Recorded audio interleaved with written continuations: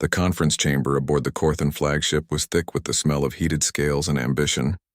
War Clan leader Shrekal stood before the holographic display, his crimson eyes reflecting the soft blue light of the star map.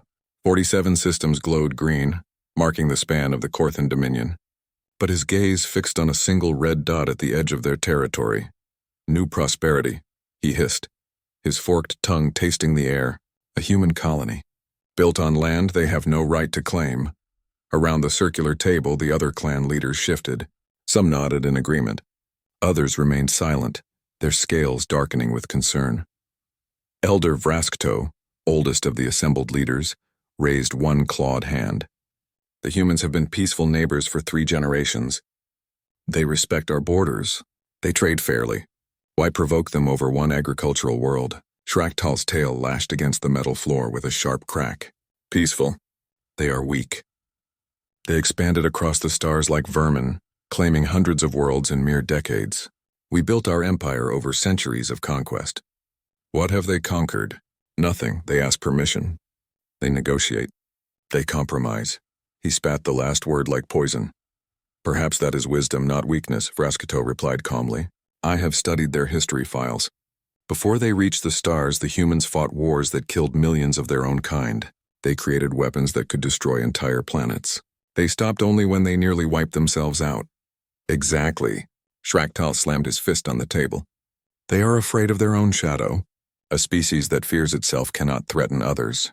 They have grown soft among the stars. They build farms, not fortresses. They count profits, not victories. Another leader, Vesik of the warrior clan, leaned forward. What do you propose? Shrekal manipulated the holographic controls. The image of new prosperity expanded, showing green continents and blue oceans. Small settlements dotted the surface like scattered seeds. 1.2 million humans live on this world. Farmers, families, children. They have minimal defense satellites. A small planetary guard with outdated weapons. Their nearest military fleet is 6 days away at maximum speed.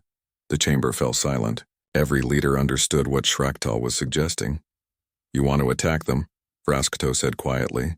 To murder civilians. I want to teach them a lesson, Shrekal corrected. One strike. One world. We remove this colony, and humanity will understand they cannot expand wherever they please. They will withdraw from our borders. They will compensate us for the insult. And the rest of the galaxy will remember that the Corthan Dominion bows to no one. And if they retaliate, Vraskto asked. Shrekal laughed, a rasping sound that echoed off the metal walls. With what? Their merchant marine? Their exploration vessels? I have reviewed their fleet compositions. They have cargo haulers and science ships.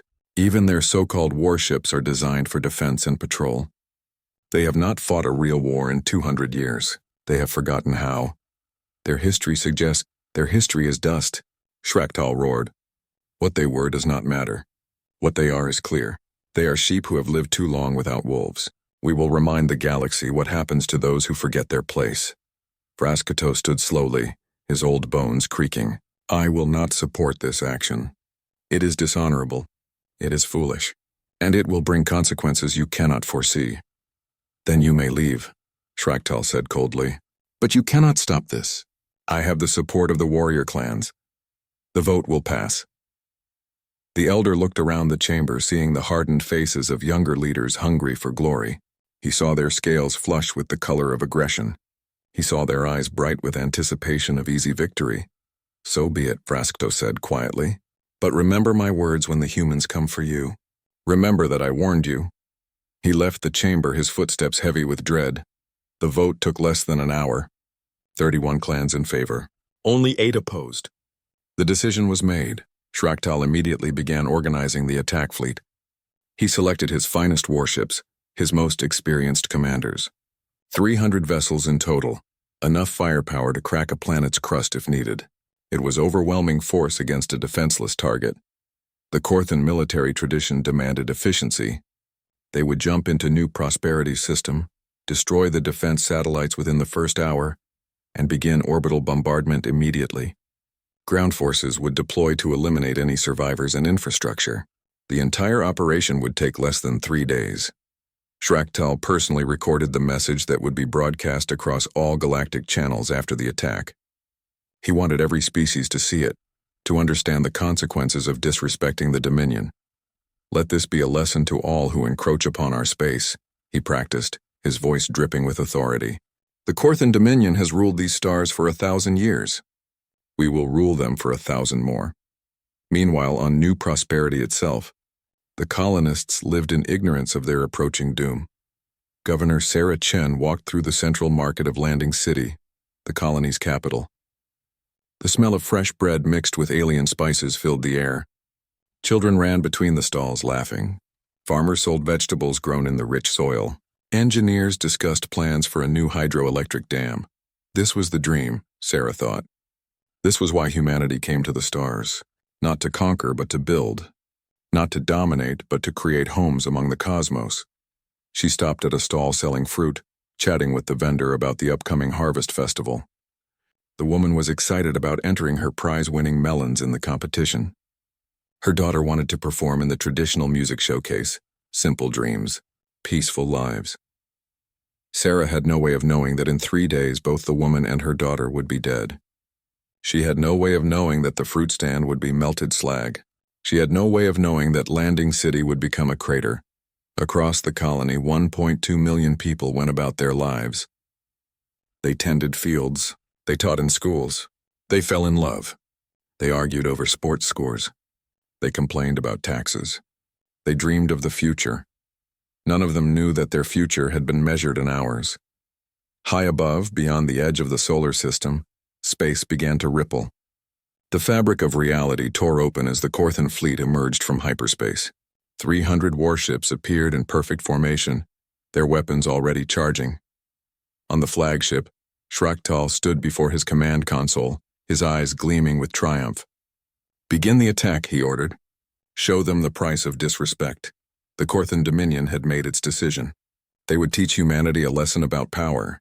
They had no idea that humanity was about to teach them about wrath. The first indication of attack came at 600 local time. The defense satellites that orbited New Prosperity suddenly went dark, their signals cutting off one by one. In the Planetary Defense Center, alarms began screaming. Commander James Wu stared at his screen in disbelief. What the hell? All satellites offline, simultaneously. Before anyone could respond, the first missiles struck.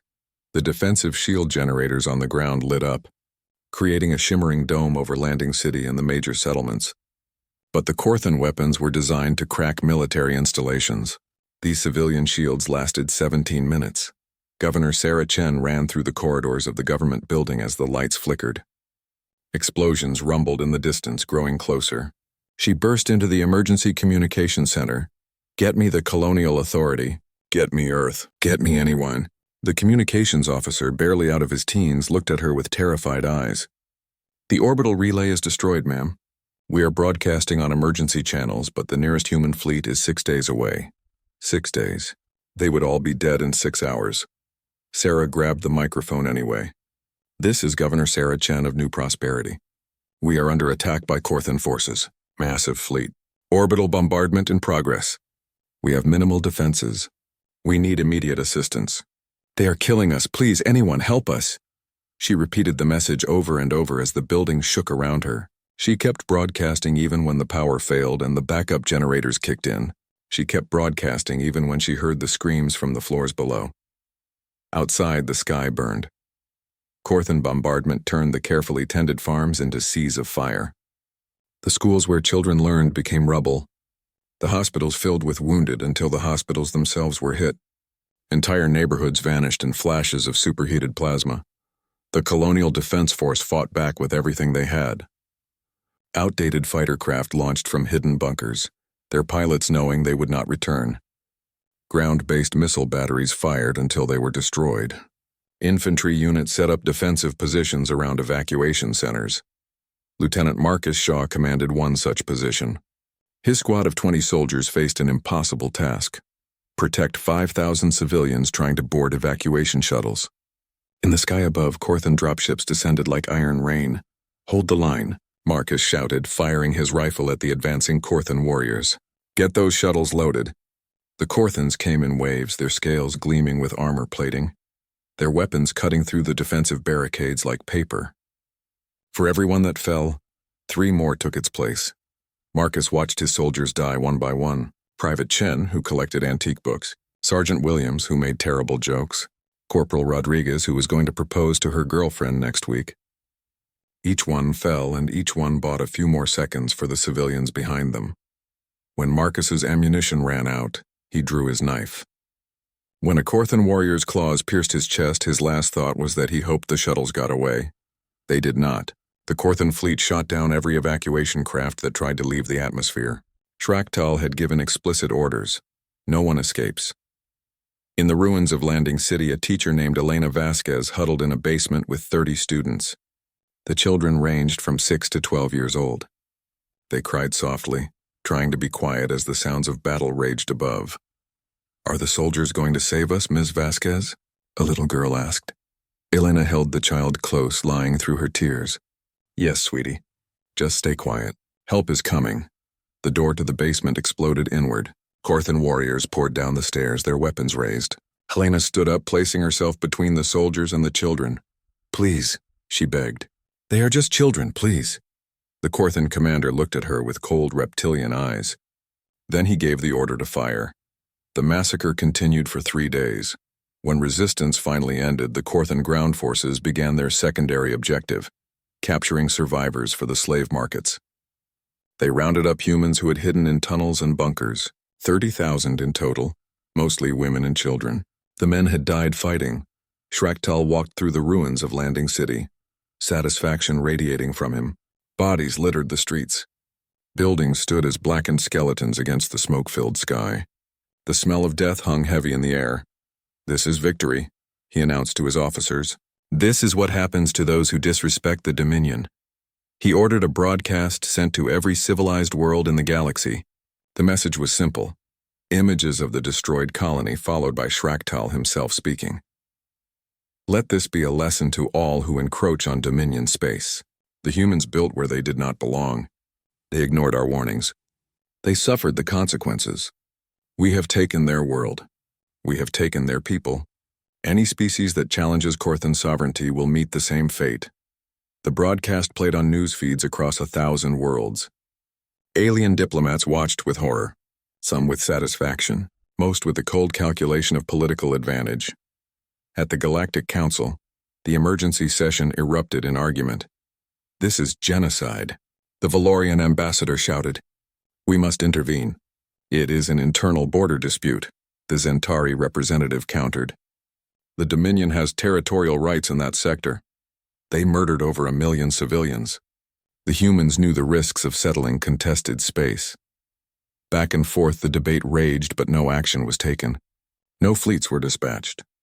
No sanctions were imposed. The galaxy expressed its sympathies and moved on. Everyone waited for the human response. Earth and the colonial authority remained silent. No official statements. No diplomatic protests. Human ships began quietly withdrawing from alien ports without explanation. Human ambassadors were called to home systems. Human communication channels went dark. This silence worried the more thoughtful observers. The Valorian ambassador, who had studied human culture extensively, found himself unable to sleep. He remembered a human saying he had once heard, "Beware the fury of a patient man." Humanity was very patient. And very, very quiet. On New Prosperity, the few surviving colonists were chained in cargo holds of Corthan ships, bound for slave markets. Among them was a young woman named Lisa Chen, the governor's daughter. She had survived by hiding in a water treatment facility for 3 days. As the Corthan ship lifted off, she pressed her face against the small porthole, watching her homeworld shrink below. The world where she was born, where she learned to walk, where she fell in love for the first time, where her mother died buying time for others to escape. Tears ran down her face, but her eyes held no sadness. Only cold, burning rage. "They will come for us," she whispered to the other prisoners. "They will come, and God help the Corthans when they do." An older man, his arm broken and untreated, shook his head. "How can you be sure?" Lisa looked at him with eyes that had seen too much death. "Because I know my people. We do not forget. We do not forgive. And we never ever abandon our own." The ship jumped to hyperspace, carrying its cargo of broken humans away from the graveyard of New Prosperity. Behind them, the colony world burned on, monuments of smoke rising into an uncaring sky, 1.17 million people dead, 30,000 enslaved. An entire civilization erased in 72 hours. The Corthan Dominion celebrated its victory. They did not know they had just signed their own death warrant. The message reached Earth 72 hours after the attack began. By then, New Prosperity was already dead. In the Colonial Authority headquarters in Geneva, Director General Margaret Torres watched the recorded distress calls in silence. Governor Chen's voice desperate and breaking, the screams in the background, the explosions, then static. She played the Corthan broadcast next. Shrekkal's boastful speech, the images of Landing City in ruins, the files documenting 1.17 million deaths. Margaret sat in the darkness of her office for a long time. She was 70 years old. She remembered her grandmother's stories about the last war, the conflict that nearly destroyed humanity in 2089, the war that made humanity swear never again. Never again would they turn their weapons on themselves. Never again would they build bombs that could crack continents. Never again would they embrace the darkness that lived in their souls. They had kept that promise for 200 years. They had become explorers, not conquerors, builders, not destroyers. They had tried to be better, and now this. Margaret picked up the phone. It connected directly to the leaders of every human world, every colony, every station. When she spoke, her voice was steel. Invoke Article 19. Article 19, the protocol written in the Constitution of the Colonial Authority. The one law they hoped would never be needed, total mobilization for species-level threats. Across human space, the order went out simultaneously. Every screen, every radio, every communication device broadcast the same message in 100 languages. This is not a drill. Article 19 is in effect. All military personnel report immediately. All civilian factories convert to war production. All research facilities prioritize military applications. All transport vessels prepare for requisition. This is total mobilization. Repeat. This is total mobilization. On Earth, the great factories that had built colony ships and terraforming equipment fell silent. Then they roared back to life, retooled for a different purpose. The shipyards that once took months to construct a cargo hauler now worked around the clock, building warships in weeks. Admiral Chen stood in the command center beneath the Gobi Desert, watching screens display the mobilization in real time. Chen was his family name. Sarah Chen of New Prosperity had been his sister. How long? He asked his chief engineer. For a full battle fleet? 8 weeks, maybe 10. You have 6, Chen said. I do not care how you do it. Steal from the civilian sector. Pull drives from colony ships. Rip weapons from museums if you must. But in 6 weeks, I want a fleet that can burn the Corthan Dominion to ash. The engineer started to protest, then saw the look in the Admiral's eyes. He simply nodded and left to begin the impossible task. Chen turned to his intelligence officer. Tell me about Corthan worlds. 47 colonized systems, sir. Total population approximately 20 billion. They have a strong military tradition, but their doctrine relies on overwhelming force against weaker opponents. They have never fought a peer-level conflict. They are about to, Chen said quietly. Across human space, 8 billion people volunteered for military service in the first week. The Colonial Authority could only accept a fraction of them. The rest went to work in factories and shipyards and research labs. Scientists who had spent careers terraforming planets now turned their expertise to making them uninhabitable. Biologists who had cured diseases now created viruses targeting Corthan DNA. Engineers who had built peaceful cities now designed weapons of unprecedented horror. Humanity opened the vaults they had sealed 2 centuries ago. Inside were the blueprints, the theories, the terrible knowledge they had promised to forget. Nuclear weapons, biological agents, relativistic kill missiles, antimatter warheads, all the tools of extinction. They had promised never to use these things again. But they had never promised to forget how to make them. In the universities, the old professors who taught military history suddenly found their classes filled. Young officers wanted to know about Sherman's march, about the firebombing of Dresden, about Hiroshima and Nagasaki. They wanted to learn the lessons of total war. One professor, a gray-haired woman named Dr. Sarah Mitchell, stood before her class and said simply, "Humanity spent 10,000 years perfecting the art of killing each other. We stopped only when we nearly succeeded. Now you want to remember these lessons. Very well. But understand this. What you learn here will haunt you forever. Total war leaves no innocents, no heroes, only survivors and ghosts. The students listened with hard eyes and took notes. On Mars, the vast mining operations that provided resources for colony construction were redirected. Every gram of refined metal went to the shipyards. Every factory produced armor plating, weapon systems, ammunition. The asteroid belt became an assembly line. Robot facilities that had built habitats now built drones. Thousands upon thousands of autonomous fighters, each equipped with simple AI and a single mission: destroy Corthan ships. In the outer colonies, civilian transports were converted into carriers. Luxury liners became troop ships. Even the great generation ships designed to carry colonists to distant stars were repurposed as mobile battle stations. The Terran fleet began to take shape, and it was terrifying.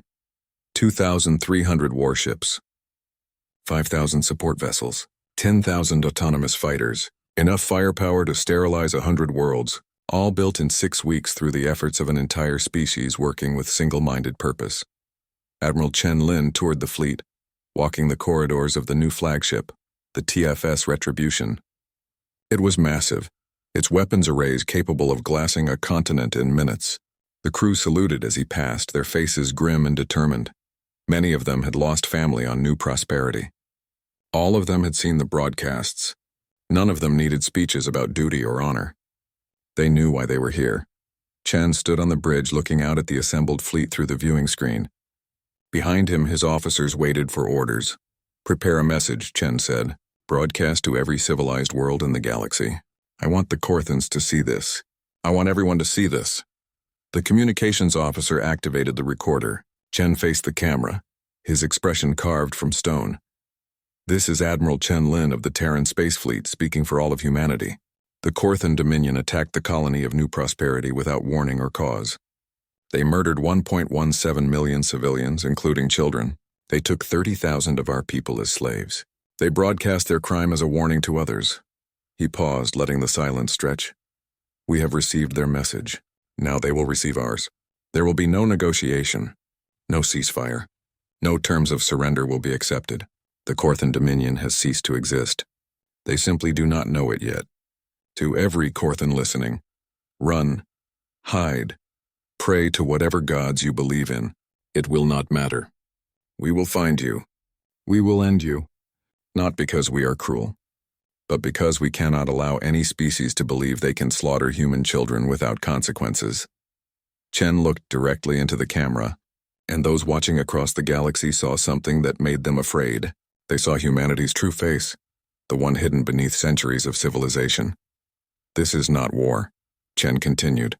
"War implies that both sides have a chance to win. This is extermination. The Corthan Dominion wanted to teach us about power. We are about to teach them about wrath." The message ended. Across the galaxy, species that had dismissed humanity as soft and weak suddenly reassessed. Ancient races that had seen empires rise and fall felt a chill of recognition. They had seen this before, in species that went extinct long ago. The look of a people with nothing left to lose. On the Corthan homeworld, Shrekal watched the broadcast and laughed. Empty threats from desperate mammals. Let them come.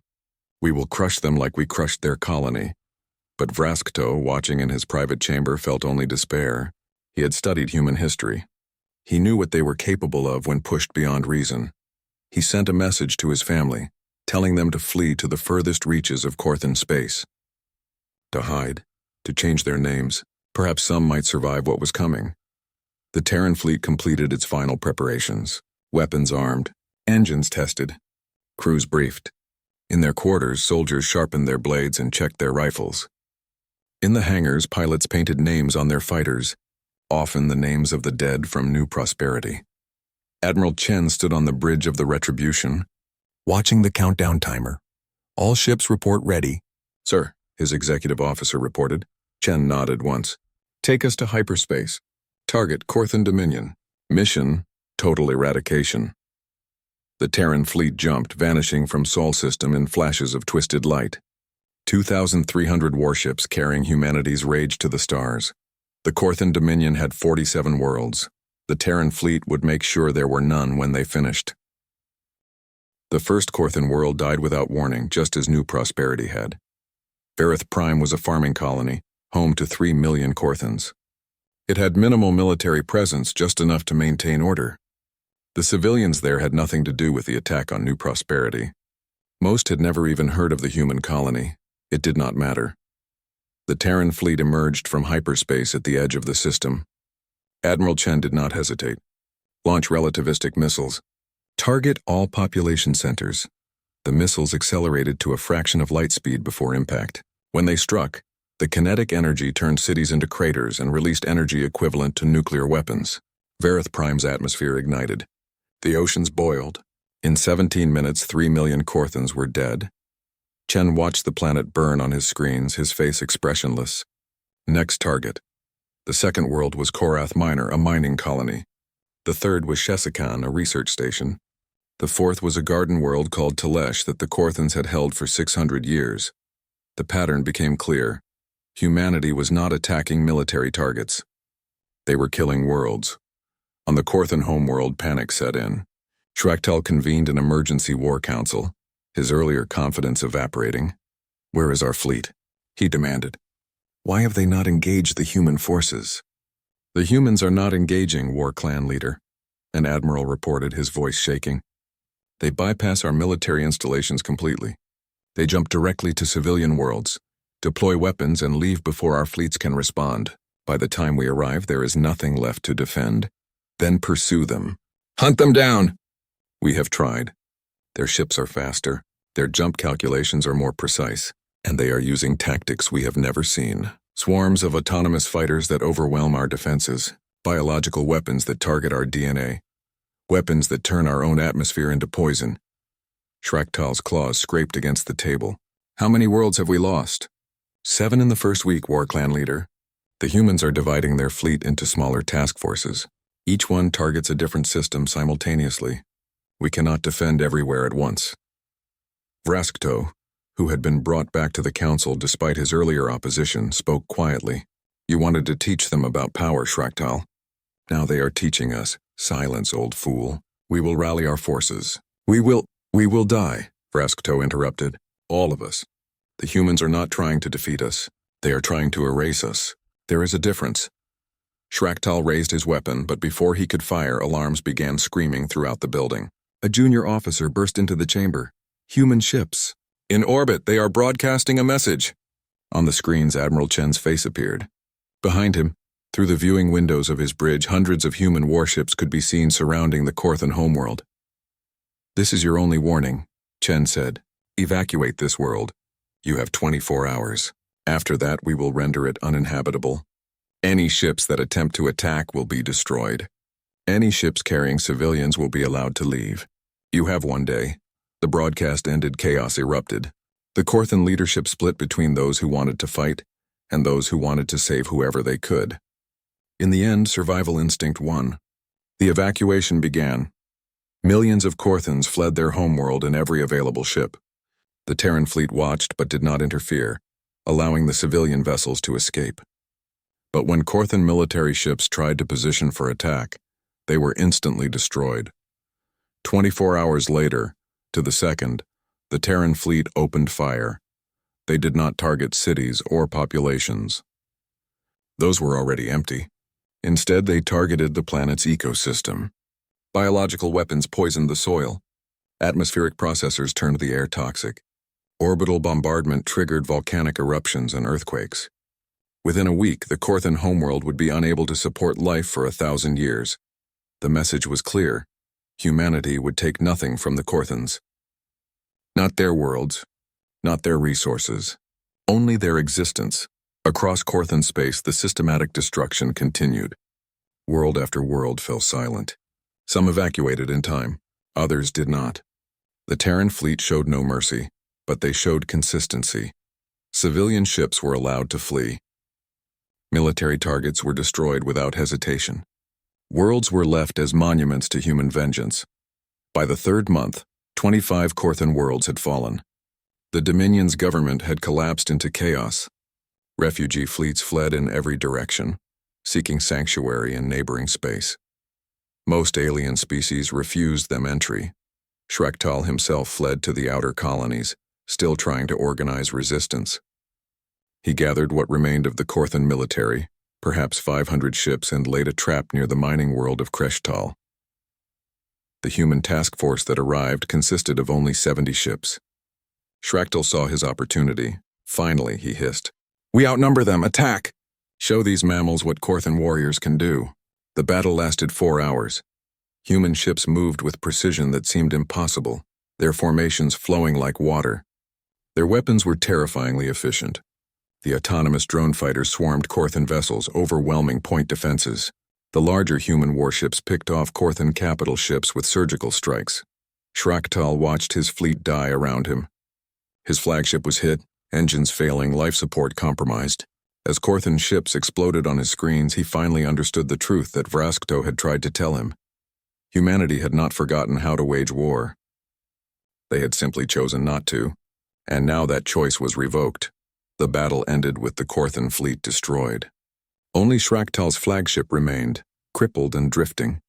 Human marines boarded, cutting through the last desperate defenders with ruthless efficiency. They dragged Shrekal to the bridge in chains. Admiral Chen stood there, waiting. He looked at the Korthan war leader with cold, dead eyes. "We surrendered 15 worlds ago," Shrekal said, his voice defeated. "We offered reparations. We begged for mercy. This is madness." "Madness?" Chen's voice was soft. "You killed my sister. You killed her daughter. You killed 1.17 million people who never harmed you. You broadcast it as entertainment. And you call this madness? It was a military action. A border dispute. New Prosperity was a farming colony," Chen said. "The people you murdered were planting crops, teaching children, building homes. They were not soldiers. They were not a threat. They were families. We were enforcing our territorial rights. And now we are enforcing ours," Chen replied. "You wanted to teach us about power, about dominance? Congratulations. Lesson learned."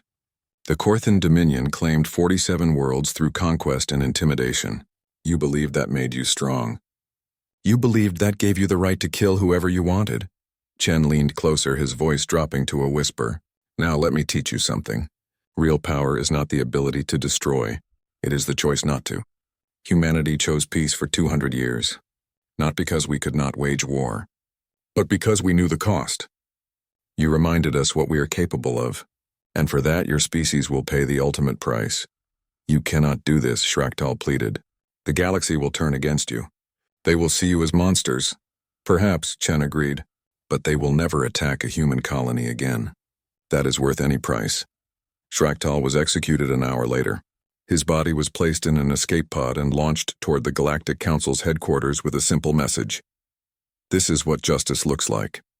The cleansing continued. By the 6th month, 39 Korthan worlds had been rendered uninhabitable. The surviving Korthan population, perhaps 8 billion out of 20 billion, fled into deep space. Human pursuer fleets hunted them systematically. The Galactic Council attempted intervention. Human ambassadors simply walked out of the chambers. Earth's representative left a final statement. "You sat silent while our children were slaughtered. Do not speak to us of mercy now." Some alien species began signing mutual defense pacts with humanity, terrified they might be next. Others quietly abandoned plans for territorial expansion. A few attempted to offer sanctuary to Korthan refugees, only to receive terse warnings from the Terran fleet. Harboring the enemy will be considered an act of war. Most chose to turn the refugees away. In the ruins of the Korthan Dominion, human marines found the slave facilities where the survivors of New Prosperity were held. The rescue operation was brutal. Korthan guards who surrendered were executed anyway. The 30,000 human survivors were recovered, traumatized but alive. Among them was Lisa Chen. When the Marines found her, she was barely recognizable, starved and beaten. But her eyes still held that burning rage. "Did we win?" she asked the Marine who carried her to the transport. The young soldier, who could not have been more than 20, looked at her with ancient eyes. "We did not win, ma'am. We just made sure they lost everything." By the 18th month, only 8 Korthan worlds remained hiding in deep space. The hunt continued. 18 months after New Prosperity burned, the Korthan Dominion ceased to exist. The last world fell on a Tuesday. It was a small colony hidden in a nebula, home to fewer than 10,000 Corthans. They had no military, no weapons, no way to fight back. They were farmers and artists who had fled the war, hoping to survive in isolation. The Terran fleet found them anyway. Captain Maria Santos stood on the bridge of her destroyer, looking at the peaceful world below.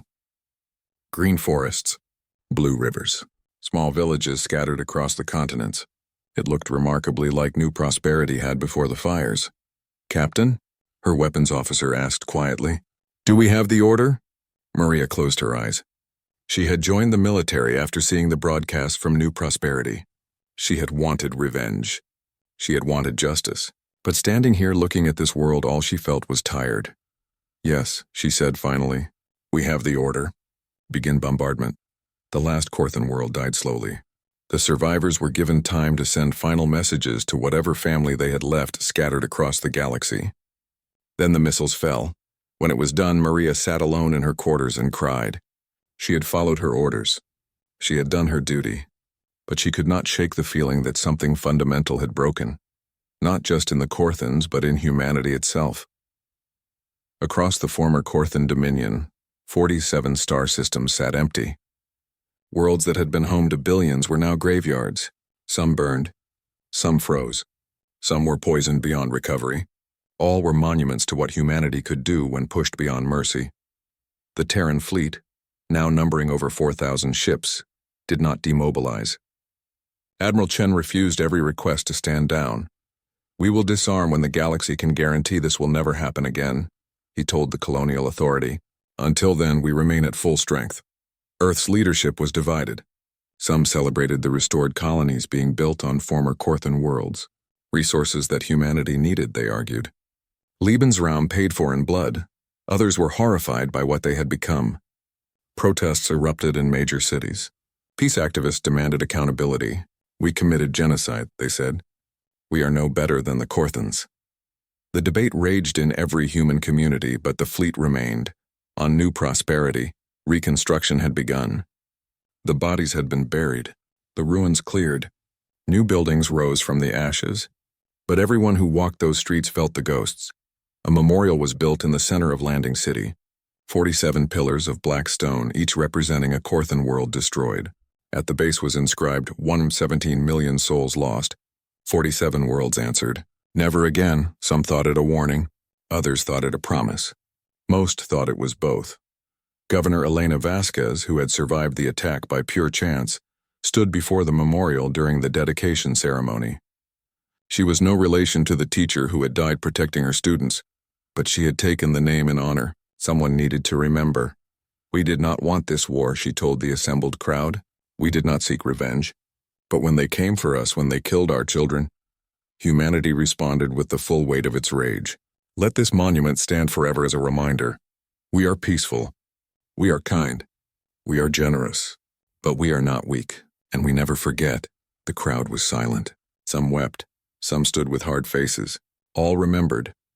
Across the galaxy, other species watched humanity with new eyes. The Galactic Council reconvened, but the chamber felt different. When the human ambassador, a gray-haired diplomat named James Park, entered, the other species instinctively moved aside. Some in respect, some in fear. The Valorian ambassador approached him privately. "Your people have changed the balance of power in this galaxy. Some species are already calling for restrictions on human expansion." James looked at him with tired eyes. "Let them try. We came to the stars in peace. We were willing to live as equals among you. The Corthans proved that was naive. Now we will live as no one dares attack. If that means being feared instead of loved, so be it. And if another species threatens you, will you erase them as well?" James was quiet for a long moment. "I hope we never have to find out. But the answer is yes. We will never allow another New Prosperity. Never." The Valorian ambassador nodded slowly. "Then the galaxy has learned its lesson. Humanity's patience has limits, and those limits are measured in worlds." 3 smaller species signed defense pacts with humanity within the month. They understood the new reality. Humanity was now one of the great powers. Not through diplomacy or trade, but through the simple fact that no one wanted to face the Terran fleet. The aggressive empires that had been eyeing human space quietly abandoned their plans. The Dravak hegemony, which had been preparing to annex several human colonies, suddenly discovered their border disputes could be resolved diplomatically. The Zethian Empire, which prided itself on military strength, conducted war games against simulated human tactics. They lost every scenario. The Empire's war sage gave a simple recommendation: never engage humanity in open warfare. If conflict is unavoidable, surrender immediately. Meanwhile, in the dark spaces between stars, the last Korthans survived. Fewer than 10,000 remained out of 20 billion. They traveled in aging ships, their once proud species reduced to refugees that no one wanted. They changed their names, hid their scales, tried to forget they had ever been the Korthan Dominion. Vraskto was among them. The old leader had survived by leaving before the war truly began. He gathered what refugees he could find, leading them to a barren moon in unclaimed space. "We will rebuild," he told them, "in secret, in shame, but we will survive, and perhaps in 1,000 years our descendants will remember what we once were." A young Korthan, barely into adulthood, asked, "Elder, what did we do wrong?" "We were powerful. We ruled these stars." Vraskto looked at the young one with ancient, sad eyes. "We forgot that power without wisdom is just violence waiting to happen. We mistook humanity's kindness for weakness. We forgot that the most dangerous species are not those who start fights but those who finish them. Will they hunt us forever? I do not know," Vraskto admitted. "But I know this: humanity wanted peace. We gave them war. Humanity wanted to build. We forced them to destroy. Never forget this lesson. Never forget what happens when you hurt something that loves deeply. Their love becomes hate of equal measure." Back on Earth, Admiral Chen stood in his sister's old apartment. It had been preserved exactly as she left it before going to New Prosperity. Pictures on the walls, books on the shelves, a coffee cup still in the sink. He picked up a photo of Sarah and her daughter, both smiling at a birthday party. They looked so alive, so full of hope. "I did it," he whispered to the empty room. "I avenged you. I made them pay for what they did." But the apartment was silent.